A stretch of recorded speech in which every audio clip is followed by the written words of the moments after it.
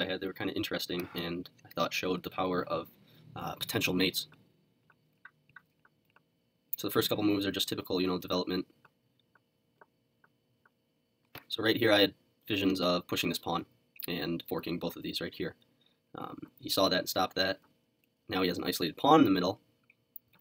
He has dreams of castling queenside, I can tell this right now.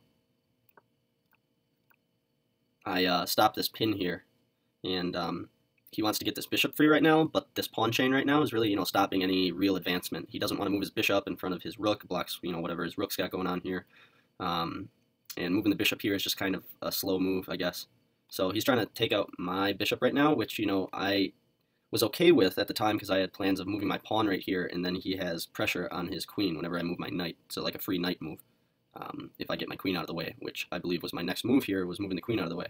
And he makes a mistake here, I think, by, as soon as the pin is gone, his bishop has, no more reason to be here anymore. And that's why a few moves ago I moved my knight here. So now my kingside pawn structure is not going to be messed up when he takes back here. But I didn't expect him to take it right here, and essentially he just loses a piece with this move. Because I have a free check on the king. King has to move. I like connecting the bishop and the queen, even though right now the queen's kind of in a passive spot. I'm okay with that because, we're still on, I don't know what it is, it's probably like move 12. So I like being safe with my queen in the beginning. And now I'm able to get that bishop back for free, and I just drop back to my original position. And I start my queenside attack. He starts his kingside attack. I had plans of removing this pawn right here. If he didn't take it, that was fine with me, because then I can just continue to march on up and take that whenever I wanted to. But if he did take it, a strategy of mine is to take with the pawn here, and then there's an open file right here with the king. That's a pretty nice place to move a rook to. I like adding that pressure right alongside the king. So he continues to march up the board. I get my knight out of the way. He protects that pawn because my knight was attacking it. I carry on with my pawn plan. He moves his rook there. I continue the queenside attack with that pawn. And you'll see the importance of this pawn right now, because usually, players don't want to take here. So I know that I'm able to march this pawn all the way up to his kingside, and he'll start to open up holes on his kingside, which I can attack later, and you'll see how that plays out. So he pushes that pawn, and now I have a nice little check here that I have dreams of moving my knight towards. So I decide to take here. If he takes with the knight, then what happens? If he takes with the knight here, then I can come in with a check and win a rook. If he takes back with the knight, if I move here anyways, and then I get my queen right here, and that's a mate in 2. So he decides not to take and carries on with his kingside pressure, in which I was kind of unsure what to do at this point. But what I did is, I'm not sure if this was the best move, but I wanted, some discovered checks eventually, and also to maybe protect this d4 pawn. So I move my bishop here, and he takes, and I take back with the bishop. Now my kingside is still safe. I haven't moved any of these pawns like he did. This pawn here is, no longer any good. It's blocking in his rook from, pinning anything. He just pushes it anyways, and I take back. I think it's important to take back with this pawn here, usually.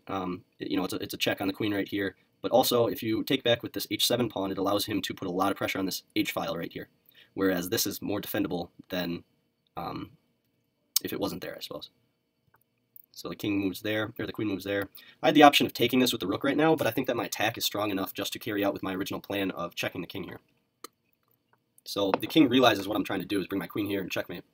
So he moves his king over, and I want to carry on with the attack. And I actually take the pawn, knight moves, I come back with another check. He moves his rook there, which was a decent move. At this point, I didn't know how to continue a strong attack. But I take that pawn, he moves back, I move my knight back. And I think that was a mistake, is to move all the way over here. I drop my queen back. I have a nice discovered check here with the pawn and my queen, and so he sees that and blocks it with the bishop, and it also offers another reason for him not to take back with the bishop. So I'm carrying on with my original plan, trying to mate here on b2, and he lets me do it, and that's checkmate. So I think that was a good show of how to, opposite side castling and how to apply pressure and how to defend all in the same time. So let's go.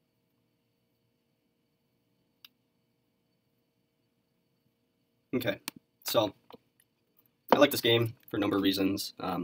One reason being is that he's a very high level player, and so whenever I, win in these levels, makes me feel pretty good about it. Makes me feel that I played strongly enough to show it. So the game started out e4. I played my typical French. It's the exchange variation he's allowed to do. I stop this d4 advance with this pawn.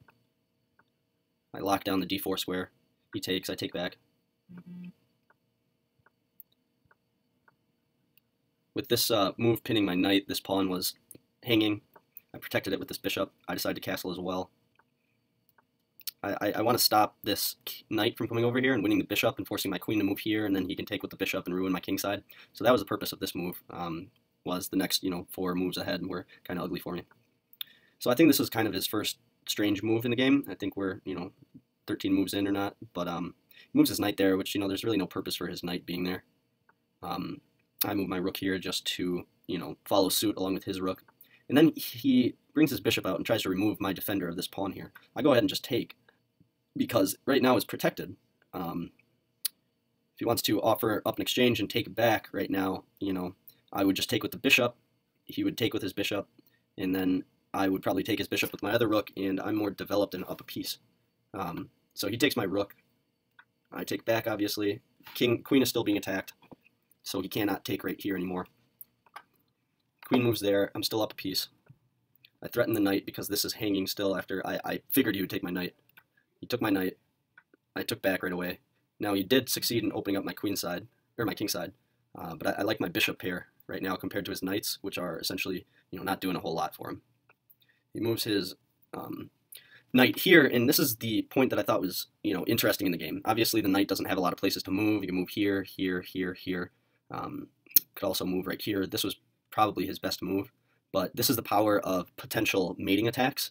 Even though the opponent can defend them easily, you still get that mating attack in, and he has to respond somehow.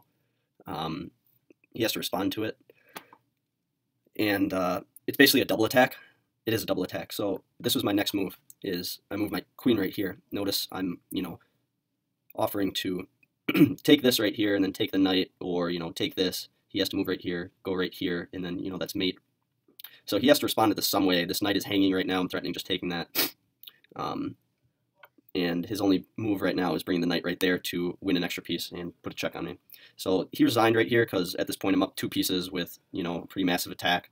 And I thought that this little combination here with the double attack is a good thing to know in your future games. So my name's Ryan. Thanks for watching. Have a good day. Bye-bye.